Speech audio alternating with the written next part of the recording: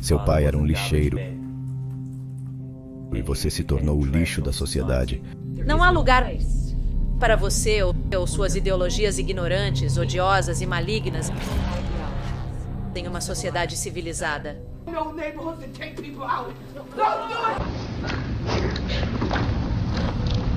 Eu afetei a família e o lar dos Robinson. Por isso peço desculpas. Espero que eles me perdoem e continuem vivendo suas vidas em paz. Ele é um terrorista? Ele deve ser um terrorista.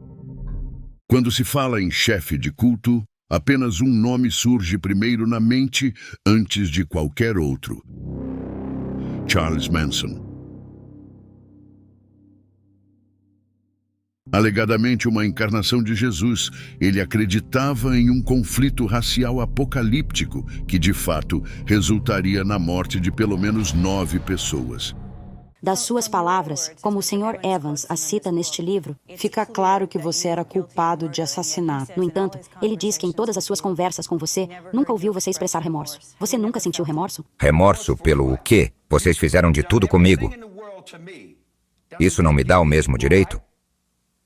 Posso fazer qualquer coisa com vocês a qualquer momento que eu quiser, porque é isso que vocês fizeram comigo. Se vocês cospem na minha cara e me batem na boca, me jogam em confinamento solitário sem motivo, o que vocês acham que vai acontecer quando eu sair daqui? Culpado, Eu não faria nada de que me sentisse culpado.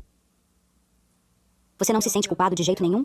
Não há necessidade de se sentir culpado. Eu não fiz nada do que me envergonhe. Talvez eu não tenha feito o suficiente. Posso me envergonhar disso, por não ter feito o suficiente, por não ter dado o suficiente, por não ter sido mais perceptivo, por não ter sido suficientemente consciente, por não entender, por ser estúpido.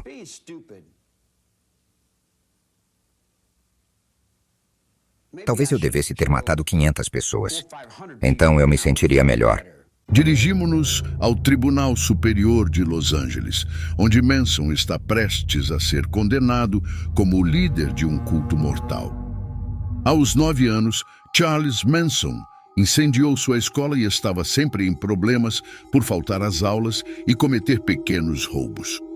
Após vários encontros com a lei, Manson tornou-se um frequentador assíduo da clínica médica gratuita de Haight-Ashbury, onde se ofereceu como voluntário para que os médicos estudassem os efeitos de drogas como LSD e metanfetamina.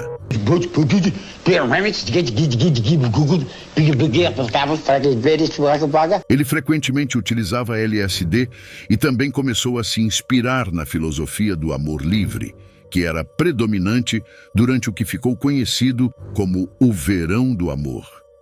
A partir disso, Manson começou a disseminar sua própria filosofia, baseada em uma combinação da Bíblia, Scientologia e até letras dos Beatles. Drogas. LSD, eu não considero uma droga. Não considero uma droga. Essas são mais ou menos instrumentos de expansão da mente com significado religioso, que vem da inteligência do universo. A razão pela qual as garotas gostavam de mim. Hey now, I'm all around you. Hey now, up on your heart I can sing through you. Simultaneamente, ele começou a atrair mulheres mais jovens, trazendo-as para viver com ele no apartamento que compartilhava com sua namorada na época. Ele tinha como alvo jovens fugitivas, emocionalmente frágeis ou consideradas excluídas sociais. Conhecido como Família Manson, o grupo via Manson como seu líder espiritual. Em abril de 1968, ao final do mês, ele havia conseguido aumentar seus seguidores para aproximadamente 20 indivíduos, com os membros principais sendo Charles Tex Watson, Susan Atkins, Patricia Krenwinkel e Leslie Van Houten. De um grupo inicialmente dedicado ao amor livre, a família Manson rapidamente se tornou um culto apocalíptico, fixado na ideia de uma guerra racial entre a população branca e a minoria negra nos Estados Unidos. No final de 1968, Manson começou a usar o termo Helter Skelter, extraído de uma canção do recém-lançado álbum branco dos Beatles, para se referir a essa iminente guerra, uma ideia que ele mencionava frequentemente. Helter Skelter era a música deles. Eles escreveram. E isso não tinha nenhum significado particular para mim. O promotor público pegou isso e transformou em sua história. Mesmo assim, isso não causou alarme até o final de julho de 1969, quando Gary Allen Hinman, um professor de música de 34 anos e estudante de pós-graduação, que havia anteriormente se aproximado dos membros da família, foi assassinado brutalmente. De acordo com Atkins, Manson acreditava que Hinman era abastado e decidiu persuadi-lo a se juntar à família e entregar seus bens. No entanto, Hinman recusou e foi esfaqueado até a morte, com um dos membros da família usando o sangue de Hinman para escrever Political Pig na parede. Isso não foi o fim, pois na noite de 8 de agosto de 1969, membros da família Manson, incluindo Watson e Atkins, foram até a residência na 50 Cielo Drive com ordens de Manson para eliminar todos no local da maneira mais horrível possível. Mais uma vez, Manson negou o envolvimento.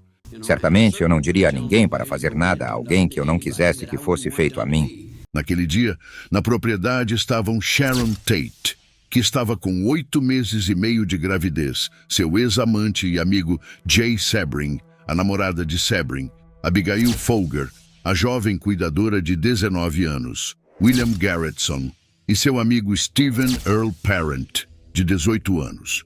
Todos os presentes foram cruelmente esfaqueados, baleados e assassinados, com exceção de Garretson. Em apenas 3 semanas, a família Manson havia cometido 9 assassinatos e Manson continuava a afirmar ter matado muitas outras pessoas.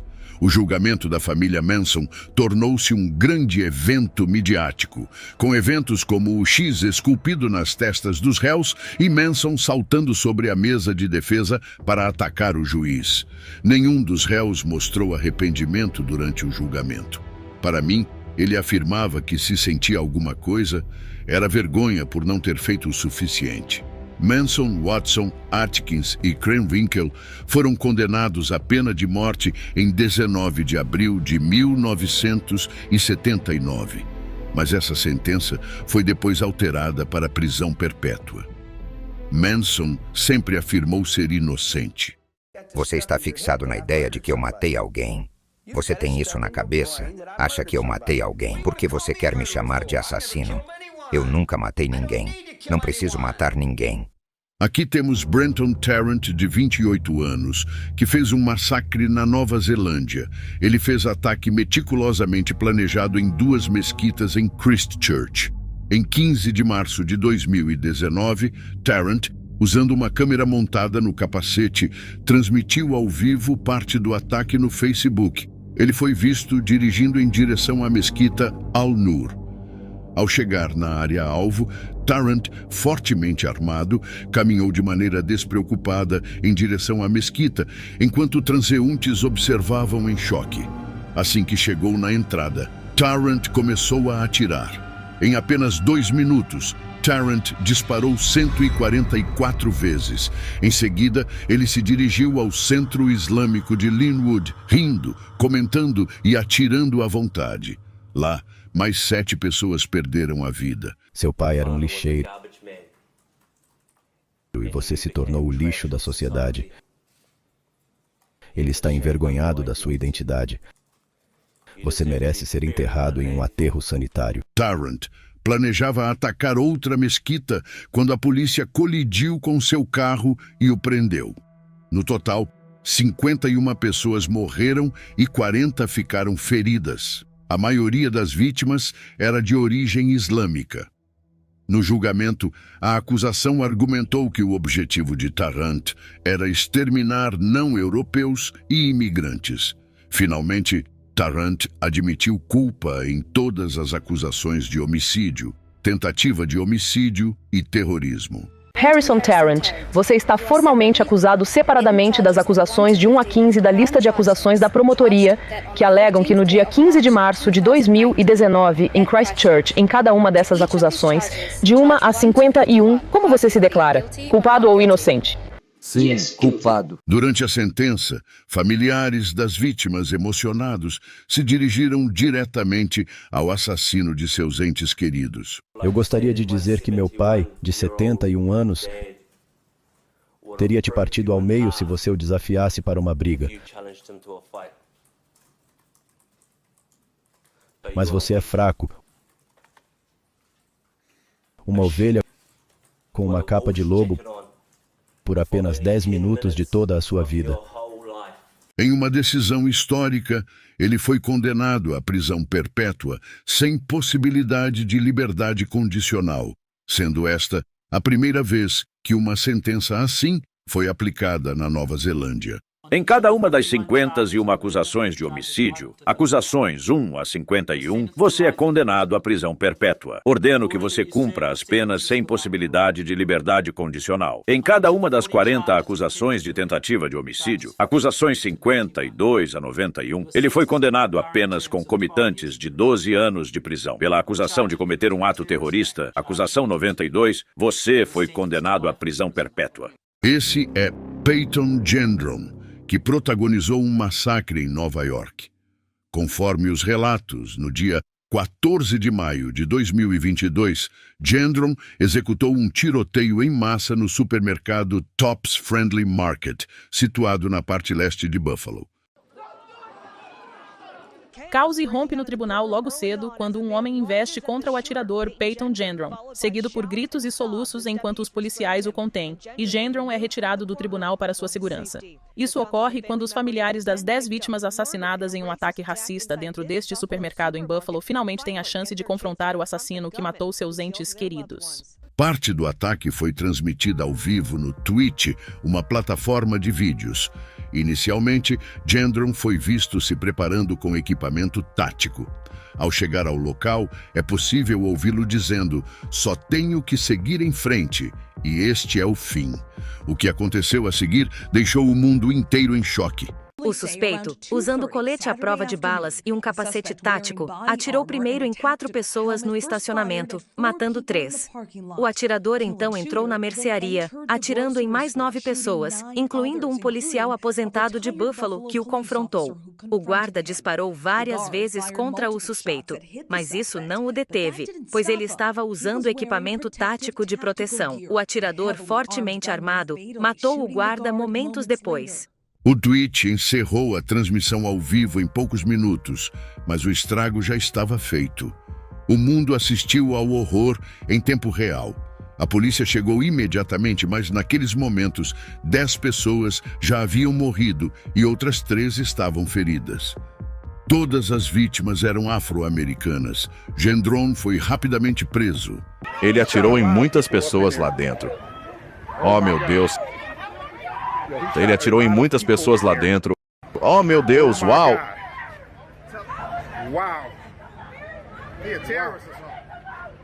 Ele deve ser um terrorista.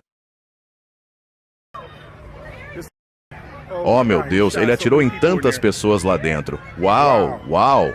As autoridades disseram que ele inicialmente tentou se suicidar, mas foi dissuadido pelos policiais. Também classificaram o ato como terrorismo. No julgamento, a acusação sustentou que Gendron havia tentado provocar uma guerra racial. Os promotores também alegaram que ele escolheu a área por ser predominantemente um bairro negro. Gendron havia feito uma pesquisa e desenhado o mapa da área do supermercado antes do ataque. 2 dias antes do ataque, ele publicou online um manifesto de 180 páginas que detalham seus motivos e mostrava seu apoio ao supremacismo branco. O fuzil usado por Gendron no ataque também estava coberto com palavras racistas e nomes de pessoas que haviam realizado ataques semelhantes no passado. Eventualmente, Gendron se declarou culpado de todas as acusações relacionadas a homicídio, terrorismo doméstico e crimes de ódio. Durante a sentença, familiares das vítimas, carregados de emoção, se dirigiram diretamente ao assassino de seus entes queridos. Você deveria agradecer os policiais por me protegerem, porque eu te machucaria muito. Você me deixou doente. Você fez minha família chorar. Eu sinto falta da minha irmã todos os dias da minha vida. Porém, um membro da família tentou tomar as rédeas da situação por conta própria.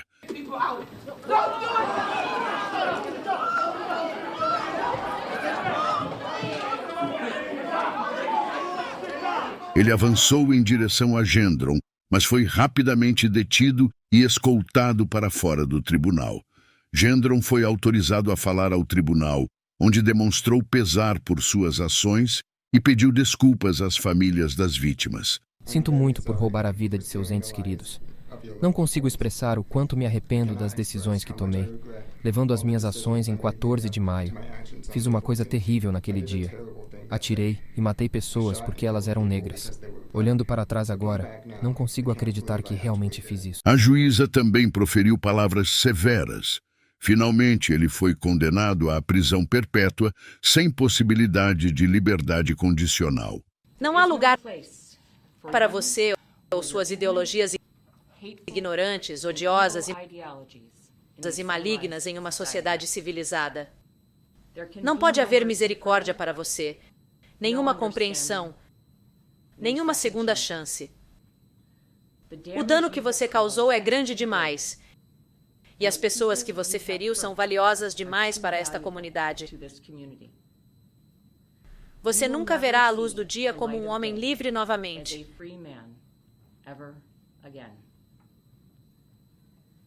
É o julgamento deste tribunal que, por sua condenação sob a primeira acusação da acusação, um ato de terrorismo doméstico motivado por ódio em primeiro grau, você seja condenado à prisão perpétua sem possibilidade de liberdade condicional. Considere o caso alarmante de Benton Bayer, que perseguiu e assediou um casal interracial em Cold Spring, Minnesota. Relatos indicam que Bayer dirigiu um SUV roubado diretamente para a casa de Andrea e Philip Robinson. Ainda estou em choque. Não consigo acreditar nisso. Todo dia eu venho aqui e penso que é um pesadelo.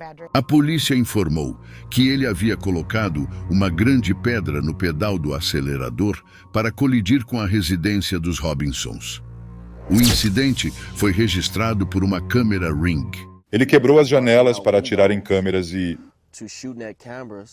eventualmente, conhecia nosso cronograma tão bem que começava a seguir minha esposa nos supermercados. Dentro do veículo, um ursinho de pelúcia estava pendurado em um laço, simbolizando a motivação racista do ataque. A família Robinson ficou devastada. No entanto, esse não foi o primeiro encontro deles com Bayer. Tudo começou quando os Robinsons postaram um vídeo sobre racismo e colocaram um cartaz do Black Lives Matter em seu jardim. Em retaliação, Bayer quebrou os vidros dos carros de Andrea e de sua filha. Isso levou à emissão de uma ordem de restrição contra Bayer. Mas ele não foi desestimulado. O assédio continuou por mais de 80 dias. Finalmente, Bayer foi preso após um vizinho denunciá-lo. Ele enfrentou acusações de perseguição, assédio, danos à propriedade de primeiro grau e agressão de segundo grau. Documentos do tribunal mostraram que os ataques raciais de Bayer começaram porque ele suspeitava que sua namorada o havia traído com o filho de Philip. O júri acabou declarando Bayer culpado de 7 acusações, incluindo 2 de agressão de segundo grau. Durante a sentença, Andrea, visivelmente emocionada, contou como os atos de Bayer prejudicaram sua casa e sua família. Todos os dias eu enfrento a mesma luta.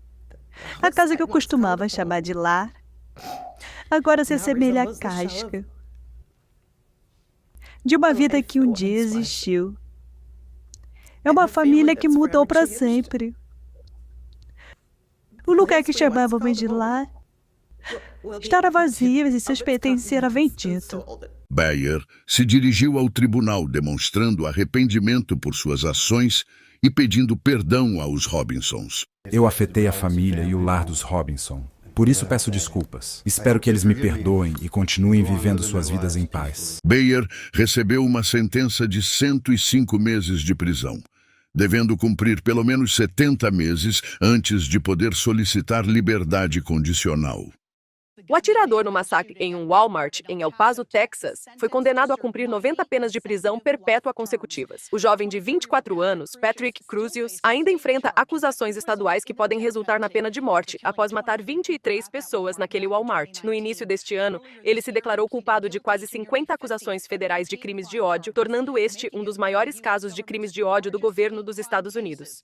Prepare-se para explorar os eventos sombrios daquele dia, suas consequências e o impacto social de um crime fundamentado em ódio e preconceito. Na manhã de 3 de agosto de 2019, um jovem de Allen, Texas, viajou até El Paso, carregando não apenas um fuzil semiautomático, mas também um manifesto repleto de ódio. Patrick Wood Crusius, de 21 anos, tinha opiniões extremistas e um profundo ressentimento contra imigrantes. À medida que a manhã avançava, os clientes no Walmart de Cielo Vista, um destino popular próximo à fronteira com o México, continuavam suas compras sem saber da tragédia que se aproximava.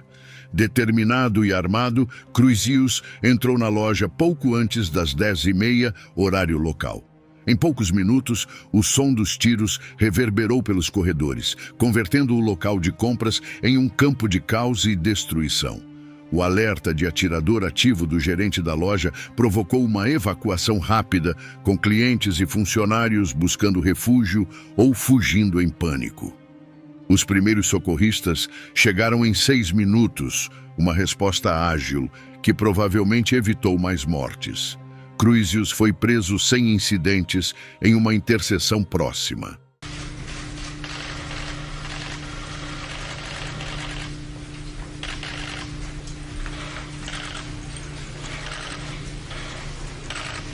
Seu ataque deixou 23 mortos e 22 feridos, com vítimas incluindo cidadãos americanos, mexicanos e alemães.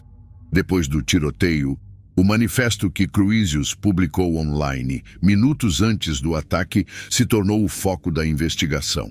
Ele revelou suas motivações, profundamente ligadas à retórica nacionalista branca, e seu alvo intencional na comunidade latina.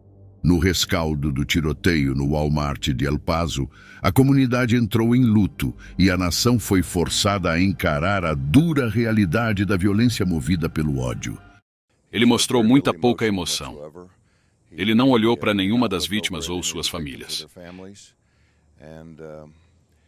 E este é um momento difícil para El Paso e nossa região. Mas vamos começar o processo de cura assim que ele for formalmente sentenciado.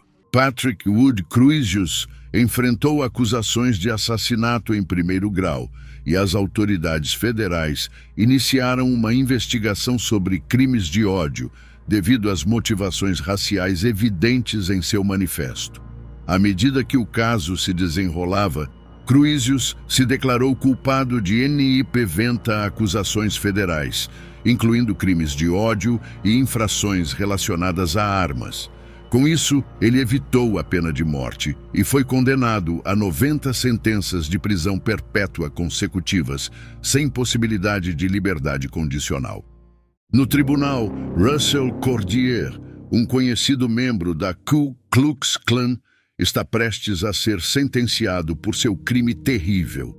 Cordier, junto com sua namorada, atropelou um jovem negro de 19 anos em frente a uma loja de conveniência 7-Eleven, após uma briga. Prepare-se para conhecer os detalhes chocantes desse assassinato motivado por ódio racial e o julgamento que atraiu a atenção nacional. A história começou em uma noite de verão em Gresham, Oregon. No dia 10 de agosto de 2016, Larnell Bruce, um jovem afro-americano de 19 anos, se encontrou no lugar errado na hora errada. Larnell parou em uma loja 7-Eleven sem imaginar o perigo que estava por vir. Russell Cordier, um supremacista branco e membro da gangue de prisioneiros European Kindred, também estava lá. Movido pelo seu ódio profundo, Cordier viu uma chance de colocar suas ideologias violentas em prática. Quando Larnell Bruce saiu da loja, Cordier e sua namorada, Colleen Hunt, o confrontaram. A situação rapidamente se transformou em uma troca de insultos raciais e comentários ofensivos. Compreensivelmente abalado, Bruce tentou se afastar da situação que estava se agravando, mas a fúria de Cordier parecia não ter limites. Em um ato horrível, Cordier e Hunt entraram em seu jeep, determinados a causar mal a Bruce. Com ódio em seus corações, eles o perseguiram sem piedade. Bruce, ao perceber o perigo iminente, tentou escapar, mas o destino tinha outros planos. O Jeep, conduzido por Cordier, acelerou em direção a Bruce, atingindo-o com tal força que o lançou pelo ar. O impacto foi devastador, deixando Bruce com ferimentos graves e ameaçadores à vida. Enquanto ele permanecia no asfalto, lutando pela vida, Cordier e Hunt fugiram do local de maneira cruel, deixando um rastro de destruição. Os serviços de emergência chegaram rapidamente e tentaram desesperadamente salvar Bruce. Bruce foi levado a um hospital próximo, onde os médicos trabalharam arduamente para mantê-lo vivo. Contudo, mesmo com todos os esforços, Bruce não resistiu e faleceu 3 dias depois devido aos ferimentos. A notícia do assassinato sem sentido de Larnell Bruce causou grande consternação na comunidade. A indignação das pessoas foi imensa, exigindo justiça para o jovem cuja vida foi abruptamente ceifada pelo ódio de Russell Cordier. O caso revelou as profundas tensões raciais que ainda afligem nossa sociedade. À medida que a investigação avançava, a verdadeira extensão da ligação de Cordier com o suprematismo branco tornou-se clara. Ao serem reveladas as atividades de Cordier, ficou claro que o incidente não era isolado, mas sim um reflexo de suas crenças profundamente arraigadas. O assassinato de Larnell Bruce foi um alerta chocante de que o racismo e a intolerância ainda persistem em nossa nação. As autoridades rapidamente capturaram Cordier e Hunt, assegurando que enfrentassem a justiça por seus crimes odiosos. O sistema judicial entrou em ação e o julgamento subsequente expôs o lado sombrio da violência movida pelo ódio. O julgamento de Russell Cordier envolveu a nação, com a população ansiosa pelo veredicto. O tribunal se transformou em um campo de batalha, onde a busca por justiça se confrontou com os demônios do racismo. A acusação apresentou um caso convincente, evidenciando as motivações raciais por trás do crime. Testemunhas depuseram, descrevendo os eventos daquela noite fatídica e as ideologias perturbadoras promovidas por Cordier. Depois de semanas de intensa atividade no tribunal, o júri chegou a um veredicto. Russell Cordier foi julgado culpado de assassinato e crime de ódio. A decisão gerou ondas de choque na sala de tribunal. As consequências de suas ações finalmente o alcançaram e seriam severas. A fase de sentença marcou um momento de enfrentamento com o juiz ao reconhecer a seriedade do crime e o impacto sobre a família da vítima e a comunidade, impondo a Cordier uma pena de prisão perpétua. Um mínimo de 28 anos atrás das grades serviria como um lembrete do ódio que perpetuou e da vida que ele ceifou. Quando a sentença foi anunciada, Cordier foi filmado chorando. Colleen Hunt, a namorada e cúmplice de Cordier, também enfrentou as consequências de seus atos. Ela confessou culpabilidade por homicídio culposo e recebeu uma condenação de 10 anos. Embora menos severa do que a pena de Cordier, essa decisão lembrou que até mesmo a participação em crimes tão atrozes resultaria em punição. Agora vamos examinar o caso de Sean Barry, Lawrence Brewer e John King. Em 1998, esses 3 homens acabaram com a vida de James Byrd Jr. O crime ocorreu em Jasper, Texas. Eles ofereceram uma carona a James, mas em vez de levá-lo para casa, o transportaram até uma estrada deserta. Lá, agrediram James e o arrastaram por 3 milhas atrás de uma caminhonete Ford. Infelizmente, James acabou morrendo devido aos ferimentos. Os homens então deixaram o corpo de James em frente a uma igreja de negros. James foi encontrado na manhã seguinte. Não havia câmeras de vigilância ou testemunhas. Então, como esses homens foram capturados? Foi basicamente devido à sua própria imprudência.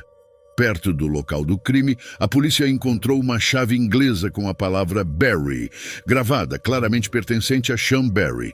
Também encontraram um isqueiro com a palavra Possum. John King, Lawrence Brewer e Sean Barry eram conhecidos supremacistas brancos, o que deixou evidente que se tratava de um crime de ódio.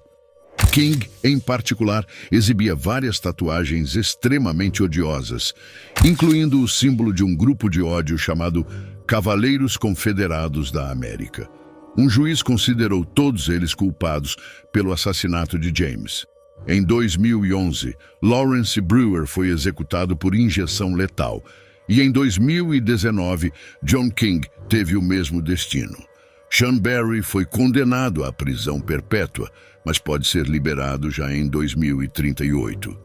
Em 2019, Amber Rocco chamou a atenção por razões negativas. O incidente aconteceu em McMinnville, Oregon, onde Rocco foi acusada de gritar insultos raciais para um casal negro.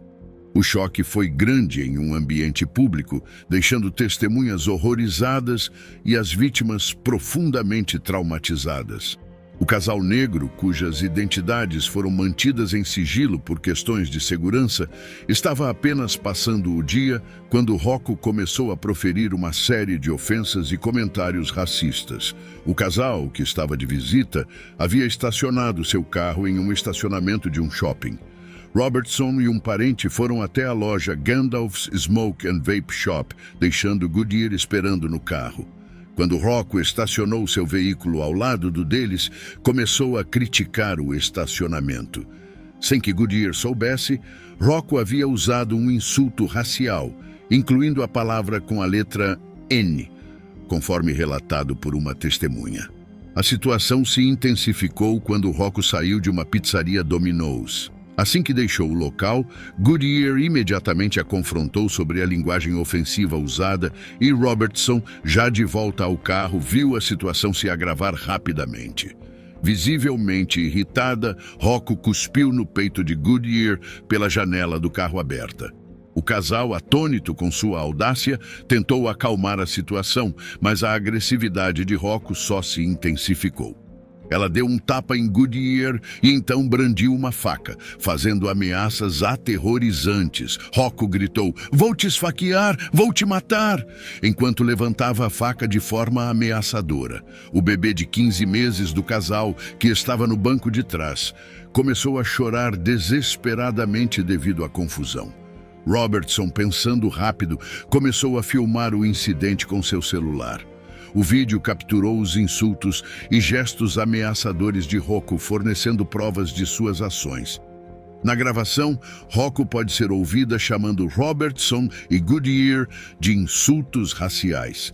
Apesar da situação perigosa, Robertson pediu ao namorado que mantivesse a calma. O caso foi reportado à polícia, que recebeu vídeos do casal evidenciando claramente o comportamento agressivo de Rocco, incluindo o uso de insultos raciais durante o episódio.